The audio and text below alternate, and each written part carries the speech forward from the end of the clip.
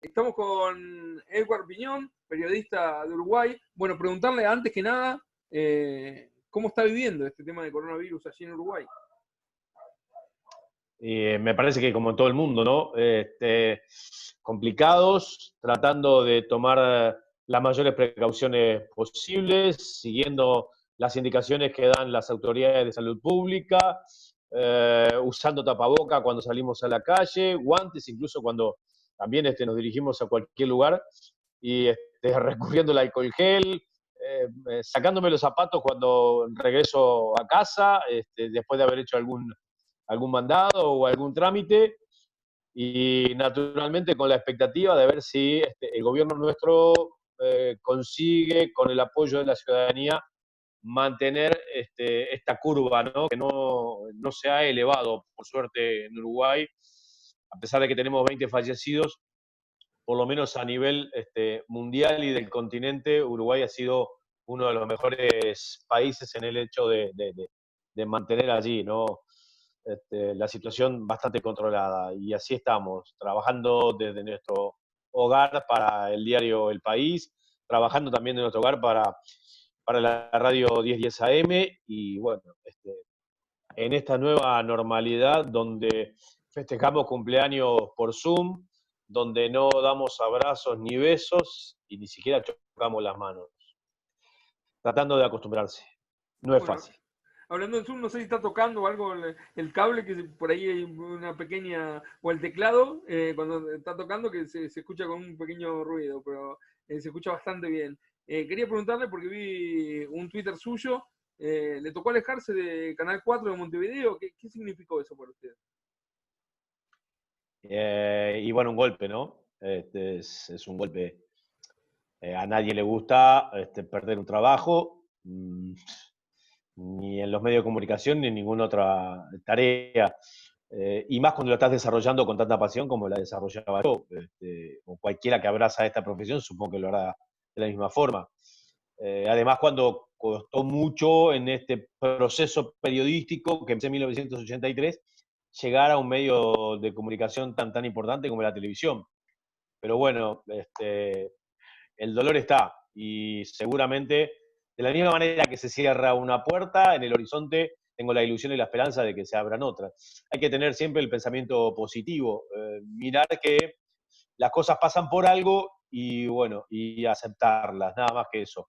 Ni derrumbarse, ni pensar que todo lo que se hizo está mal, sino que bueno, creer que son hechos que se dan en la vida de cualquier persona, y lo único que queda por hacer es tirar para adelante.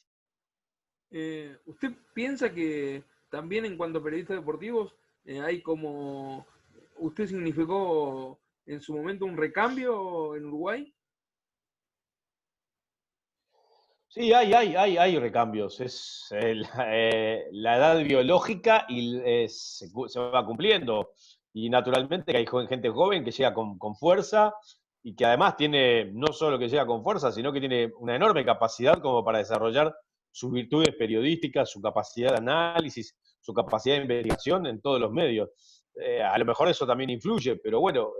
No, yo se lo decía, si usted piensa, por ejemplo, cuando usted entró quizás Sí. en la década del 80, 90, si por ejemplo usted se sentía ya como que usted había llegado para suplir otra generación, como por ejemplo la de Silveira, y que aquí lo tenemos a otro uruguayo que marcó todo el continente como Uh-huh. Víctor Hugo. Son épocas a veces que van cambiando. A ver, vos cuando llegás a los medios de comunicación, lo primero que pensás es, primero, por lo menos en mi caso, afirmarte y sí, consolidarte y tratar de alcanzar el lugar más importante, o uno de los lugares más importantes, o conseguir que el lector o el oyente o el televidente te valoren por tu capacidad periodística. O sea, el que no lo haga, que se dedique a otra cosa, que no llega con ese pensamiento. Sí, llegás con el pensamiento de ocupar sitiales importantes. Y que pasen determinaciones como suceden en el mundo de las empresas, que algunos entran y otros salen, y es lo más normal. Nadie está preparado para quedarte en el costado del camino, pero los hechos son la realidad. creo igual y me siento con la capacidad y las condiciones como para seguir ejerciendo la profesión. Hasta la gente así me lo expresa por su respaldo en las redes sociales y en la calle, fundamentalmente en la calle, donde no ahora en este ciclo, donde es poco común mantener el contacto, pero sí, por suerte, la afición deportiva me ha tributado mucho afecto. Eso te hace feliz. Antes de seguir hablando de usted y el periodismo, ¿piensa que estamos muy lejos de volver a ver el fútbol en las canchas? Sí. Yo creo que a nivel continental va a estar difícil que vuelvan las competencias. No creo que haya eliminatoria este año.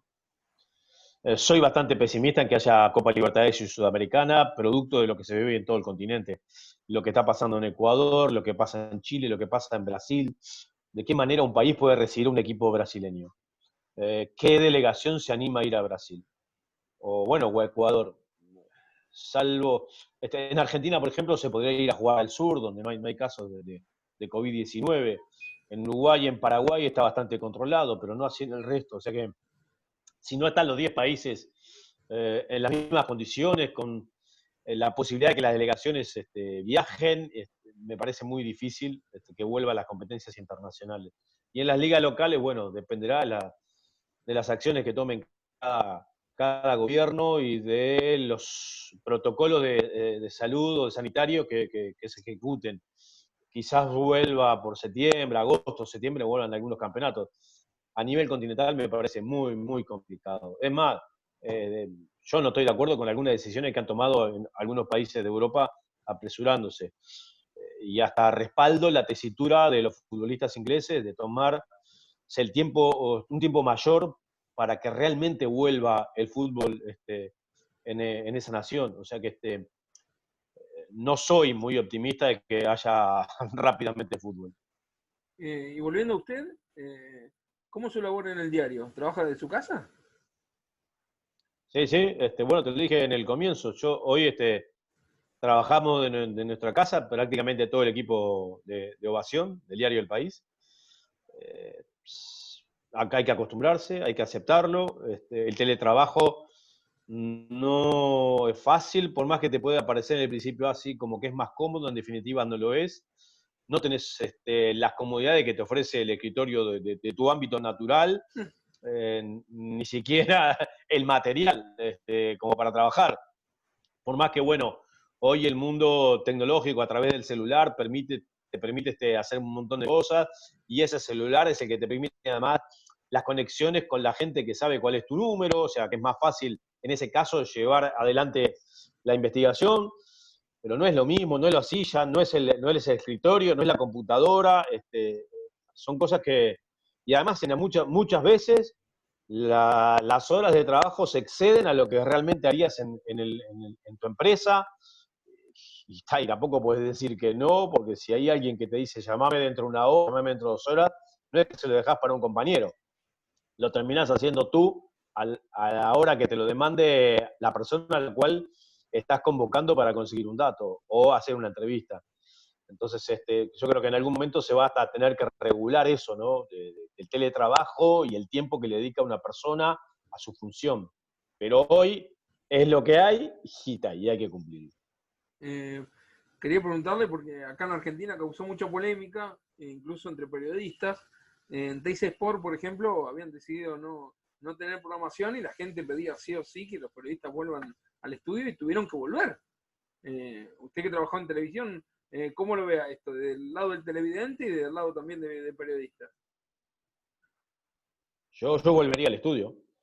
Con el cuidado que hay que tener, volvería al estudio. O sea, sin una cercanía con un compañero de trabajo, realizando todas las medidas de control de higiene, eh, sin inconvenientes lo desarrollaría. Obviamente que no va a ser lo mismo si tenés un programa donde son 8 o 10 participantes o 6 participantes, un programa donde hay muchos periodistas, naturalmente que el espacio tendría que ser mayor, un estudio más amplio para que no haya por lo menos 1,5 metros de distancia entre uno y otro, pero no tendría temor en desarrollar la función bajo esas condiciones, y sí entiendo al televidente y mucho más cuando, por ejemplo, En Argentina estás hablando de programación que va por los abonados, por cable de televisión de abonados, y el que está pagando una cuota para recibir los programas periodísticos, lo que quiere es que se lo den. Y la función de los periodistas es esa. Y no es lo mismo hacerlo vía Zoom, y no es lo mismo hacerlo de la forma en la que algunos están recurriendo, ¿no? No es lo mismo. Quería preguntarle porque pese a que, como usted decía, que Internet ha mejorado un montón de cosas, a veces, pese a que no es tanto, la distancia es confuso. ¿Es verdad que fue despedido Tavares de la selección uruguaya o era una noticia mal hecha? No. Nada que ver. O sea, lo único que pasó con Tavares es que la selección uruguaya de fútbol recurrió al seguro de paro y de esa manera se ahorra abonar el salario del técnico de la selección uruguaya hasta el mes de julio. El seguro de paro contempla 4 meses. No sé qué va a suceder después y en la medida que la actividad empieza a desarrollarse, seguramente regresará al funcionamiento normal. Pero no se despidió a Tavares ni a ningún técnico de todas las selecciones uruguayas. Todos además tienen sus contratos firmados, no hay ninguno que se haya quedado sin trabajo. Simplemente se recurrió a una normativa legal que hay en Uruguay y por la cual además las instituciones, ya no solo la Selección Uruguaya de Fútbol, sino los clubes, le pagan al Banco de Previsión Social durante muchísimo tiempo para cuando lleguen las circunstancias de esta naturaleza se los considere como cualquier trabajador. Y eso es lo que terminó sucediendo con el técnico de la selección uruguaya. En ningún momento estuvo despedido. En Uruguay nadie en estos momentos se plantea la posibilidad de que de Tavares sea cesado en sus funciones. Pero, ¿para usted tiene mucho para dar Tavares todavía en la selección uruguaya? Eso es cosa distinta. Yo creo que ya llegó el momento de que Tavares haya incorporado al cuerpo técnico de la selección un técnico al cual pueda transmitirle toda esa experiencia y que también forme parte del proceso evolutivo. O sea, si hemos ponderado que las selecciones uruguayas han tenido un proyecto y un proceso de ejecución ejemplar, ¿por qué? Porque el jugador ha tenido un seguimiento de la sub-15, a la sub-17, a la sub-20, a la sub-23 y a la selección mayor, y se le ha dado continuidad a muchos jugadores y se valora que ese jugador fue acumulando una experiencia de partidos internacionales, partidos muy exigentes, los nervios de prepararse para un campeonato, disputar partidos en distintos escenarios. Lo mismo ocurre con un entrenador, hay que ir formándolo, foguearlo, forjar ese conductor. Y hubiese sido espectacular que Tavares hubiese incorporado a un técnico que mamara su experiencia, mamara la forma de trabajo y le diera continuidad a un ciclo, ¿no? O sea, sin el nombre de Tavares, pero con un nombre de un técnico que Tavares hubiese preparado. Eso sí, y lo he sostenido durante mucho tiempo, y creo que se dejó escapar a ese entrenador que hubiese perfectamente cumplido con ese papel, que es Fabián Coito, que hoy es el técnico de la selección de Honduras. Antes de preguntarle algo más por la selección uruguaya, ya que nombró su trabajo en radio, ¿es difícil la competencia radial en Uruguay? Y es difícil, sí. Es difícil, más cuando en Uruguay hay una emisora absolutamente dedicada al mundo del deporte y que hace mucho tiempo que está, y dio el primer paso. Y al dar el primer paso, la gente se acostumbra, el oído se queda en esa emisora y la competencia es bastante complicada y el respaldo que tiene esa radio es más grande que el de otras. Entonces, no es tan sencillo disputarle el primer lugar a la emisora esa a la que hago referencia. Por 890, algo así, ¿no? Es así. Ah, está. Acá en Argentina no funcionó. La red, que era una radio las 24 horas deportiva, decidieron que había que darle otro enlace y si bien tienen parte de su programación deportiva, entre 6 y 10 horas, decidieron que había que ponerle política en el medio. La selección... El abanico es más grande allá, ¿no? Y como que los periodistas están más repartidos en muchas emisoras, ¿no? Acá es más chico el mercado. Y sobre la saturación de noticias del coronavirus, ¿qué piensa? Mirá, es que los medios responden a la demanda del lector, del televidente y del oyente. Responden a eso. Los informativos hoy en Uruguay vuelven a tener niveles de audiencia que no tenían hace muchísimos años. ¿Por qué? Porque la gente está en su hogar y quiere mirar el informativo para interiorizarse de qué pasa en el mundo con la pandemia. Y la verdad, si murieron 10, si murieron 8, si murieron 4, cómo está Estados Unidos, cómo está China, qué pasa en Brasil. La gente quiere eso. Es como los informativos también, cuando no estaba esto, el mayor tiempo de cobertura se lo dan a los hechos de violencia en las ciudades. Si hubo robos, si hubo asesinatos. Y yo en mi caso particular, en mi opinión, a veces me parece que es excesivo y prácticamente como que están buscando abajo de las piedras para ver si se encuentra otro caso más. Pero es lo que mira la gente. Entonces, el morbo de la gente está ahí. Y en este caso es exactamente lo mismo. Que me aburre, y sí, me aburre. La verdad, ya en algún momento ya me tiene harto. Pero tengo claro que mi opinión es chiquitita así y que la gran mayoría quiere saber, a ver, ¿qué dijo Trump de cómo hay que combatir el coronavirus? ¿Qué pasa en Corea del Sur o en Corea del Norte? No sé, cosas que se dan porque la gente lo demanda. Pero la gente, por ejemplo, sigue leyendo deporte como leía antes de coronavirus. ¿Cómo lo vive usted? Yo creo que no, que baja, obviamente. Hoy la gente se vuelca a las otras noticias.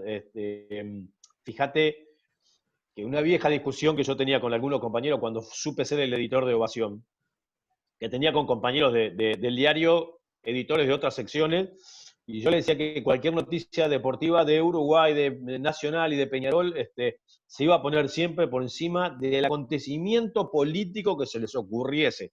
Yo un poco en broma le decía, mañana al presidente se le ocurre hacer cualquier acto loco en la principal plaza de Montevideo, pero yo te doy una información de que para Peñarol o para Nacional viene fulanito tal, y seguro que la noticia de deportes va a ser la más vista, la más leída o la más buscada.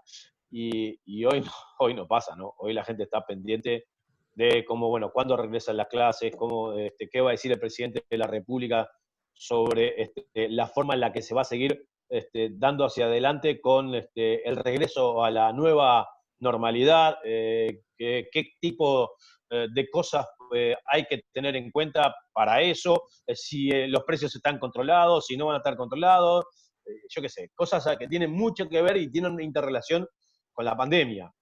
Y obviamente hoy se lee menos de deporte, porque tampoco es que haya mucho deporte, ¿no? Tampoco es que tengamos ni noticias.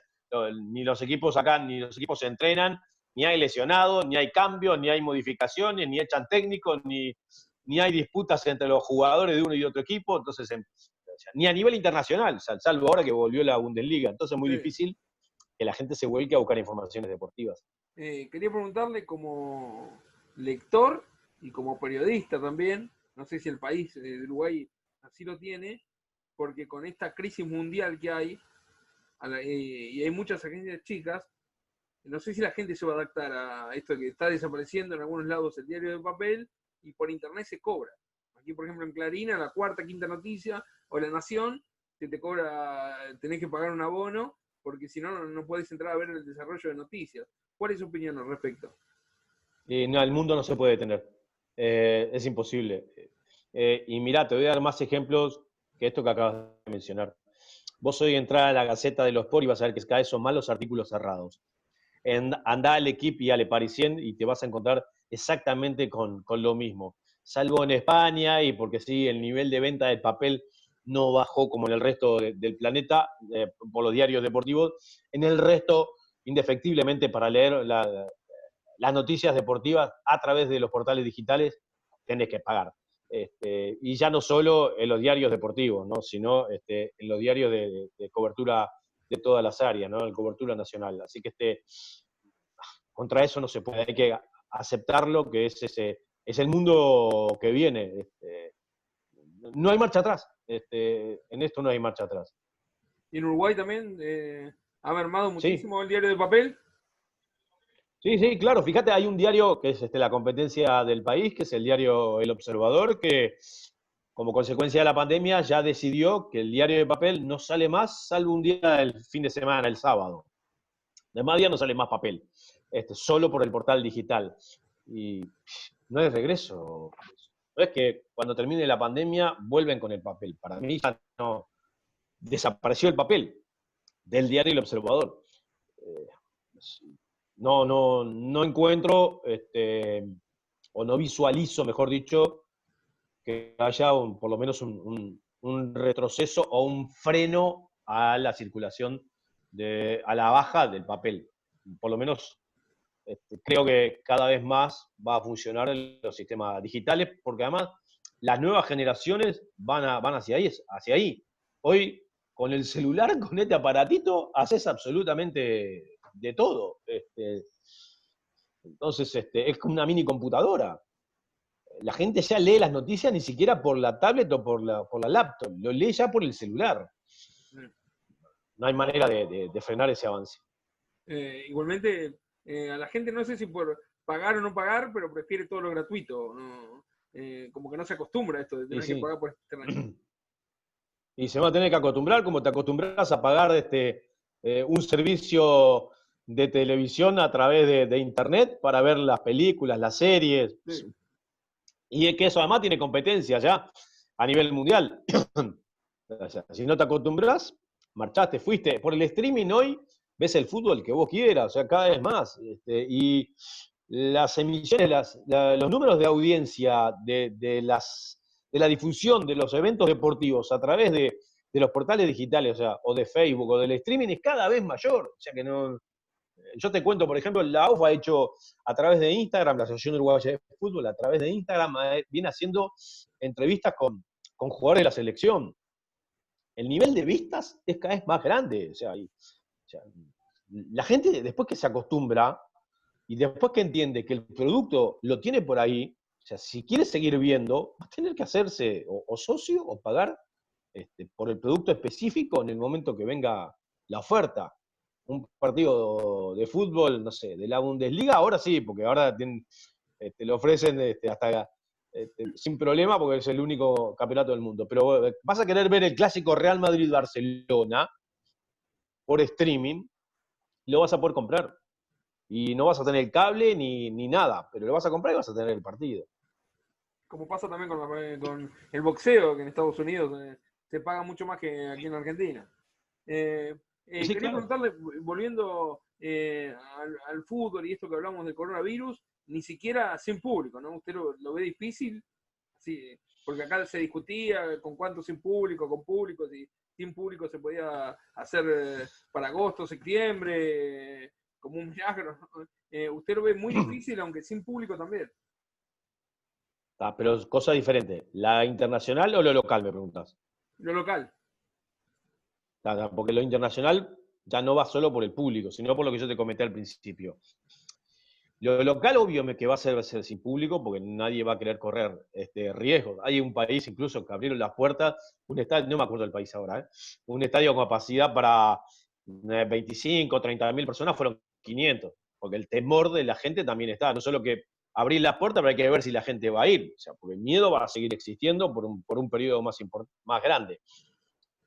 Yo no veo que antes de agosto o septiembre vuelva el fútbol, porque todo el mundo va a tener que tomar extremas medidas. Porque vos fijate los aspectos que se pueden dar.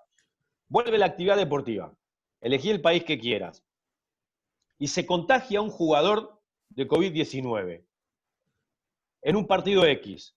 O sea que entran en cuarentena todo el plantel del equipo de ese jugador, los árbitros, todo el plantel del equipo rival. ¿Y qué pasa con el rival anterior del equipo que tiene el jugador que dio COVID-19?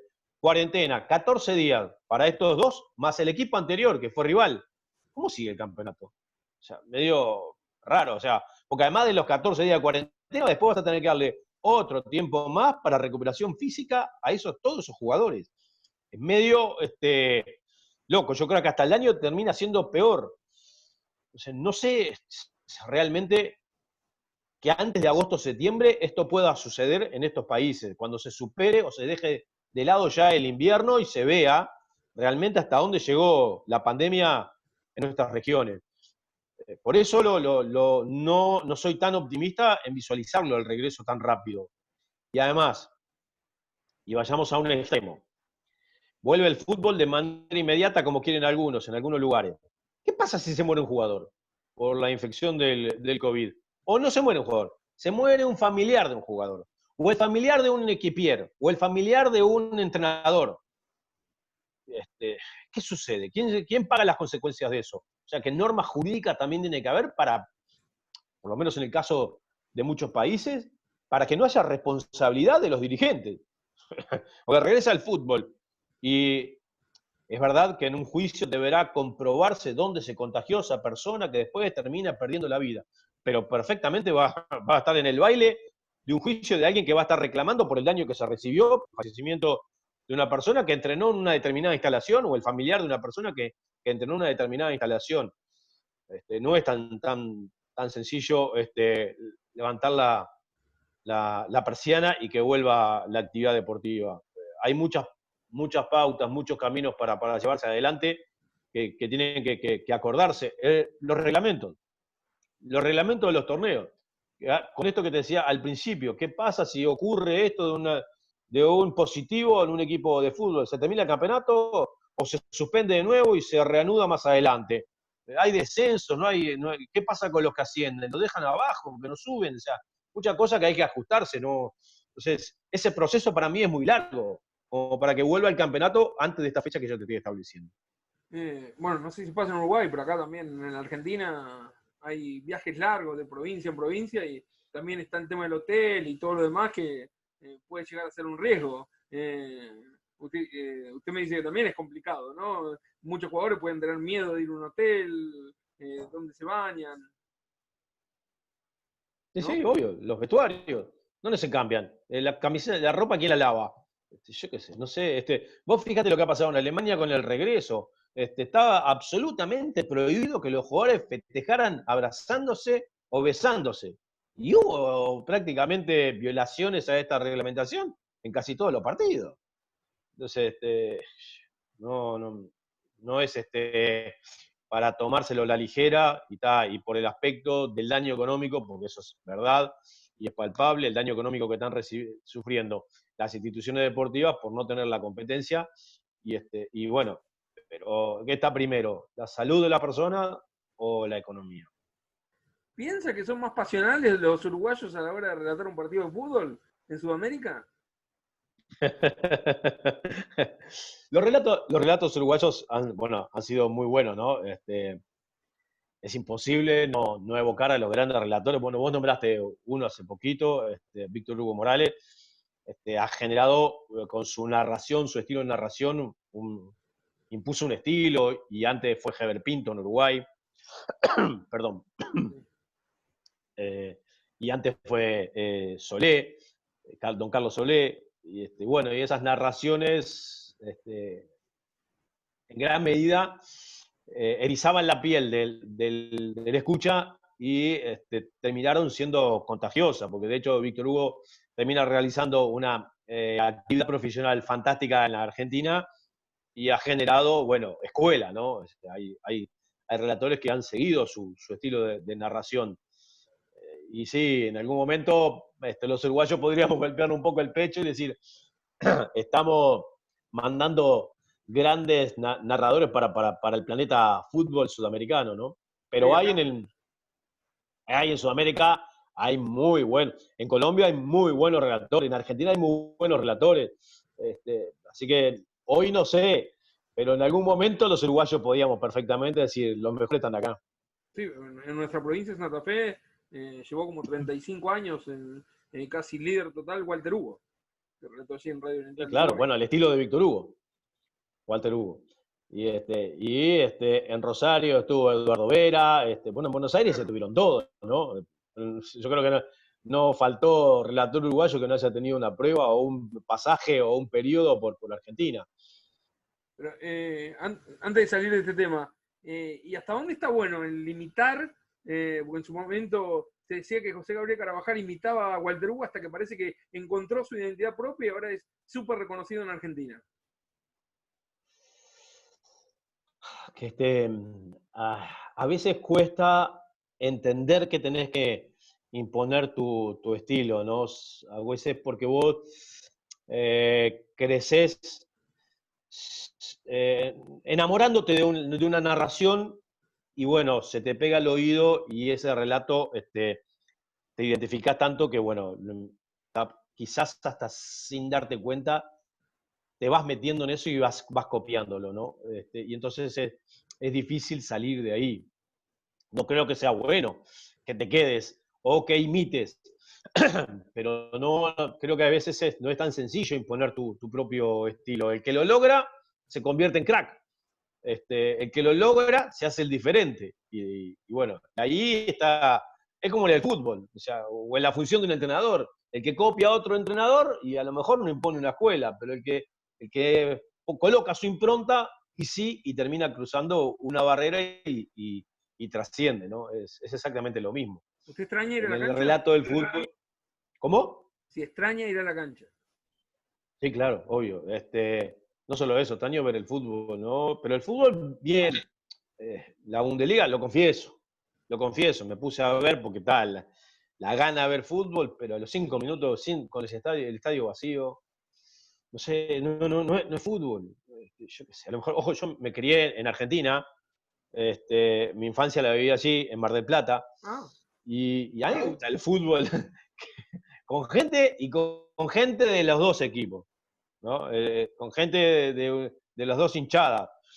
Porque ahí está la salsa, ahí está el calor, el que lo hace apasionante el deporte, ¿no? Que se vibra en la tribuna como se vibra en el campo de juego. La verdad que un estadio vacío y que ponga como pusieron algunos las caras de algunos hinchas con es horrible. Fotos de las caras, no sé. Como que me cambian el deporte. Y sí, extraño eso, extraño ver el fútbol a la antigua, ¿no? Ver el fútbol de verdad, ver el fútbol con el papel picado y ver el fútbol con los cánticos y que entre un equipo y que la gente se emocione solo por ver entrar a sus jugadores y se levante para aplaudirlos, ¿no? O sea, el deporte sin público, es otra cosa, no tiene nada que ver. ¿y cómo cambiaron los tiempos, no? Porque antes la gente iba a veranear a Mar del Plata, por ejemplo, para ver el fútbol de los torneos de verano. Y sin embargo, ahora Sí. prácticamente han sacado todo el torneo de verano por costos. Y le quería preguntar también, ¿va a ser difícil también para los clubes los costos de alcohol en gel y todo lo demás cuando arranque el fútbol, el tema limpieza, ¿no? Y sí, bueno, de hecho, hoy es difícil para acá, y en el fútbol nuestro, que es un fútbol pobre, todo es difícil para los clubes. De hecho, la Asociación Guacha de Fútbol está distribuyendo recursos que llegan de Conmebol y de FIFA para el pago de los salarios de los jugadores. O sea, fíjate en la circunstancia en la que se encuentra. Todo va a ser difícil. ¿Quién se va a hacer cargo de los test, del testeado de los futbolistas para comprobar si se puede volver a jugar?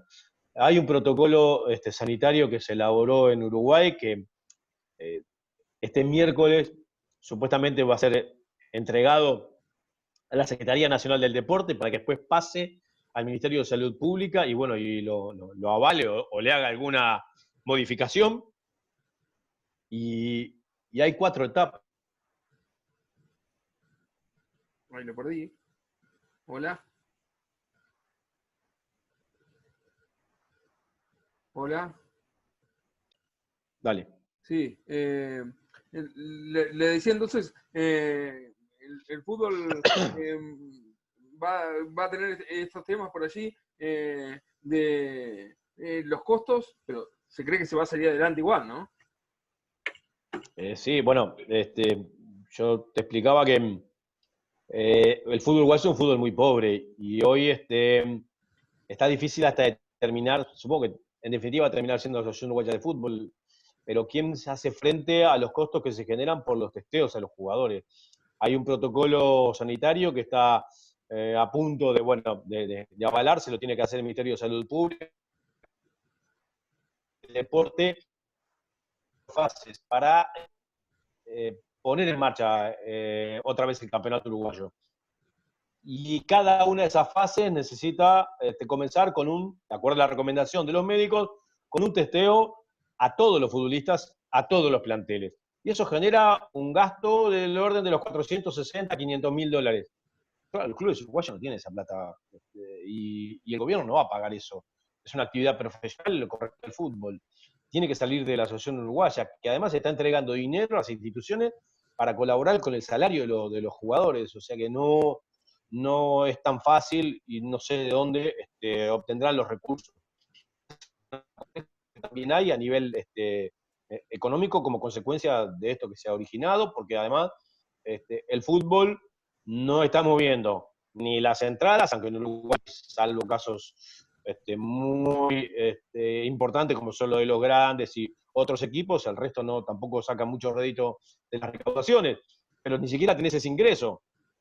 Entonces, no se están borrando los socios de los equipos. El daño económico es trascendente, entonces no es tan fácil, está bastante complejo el panorama.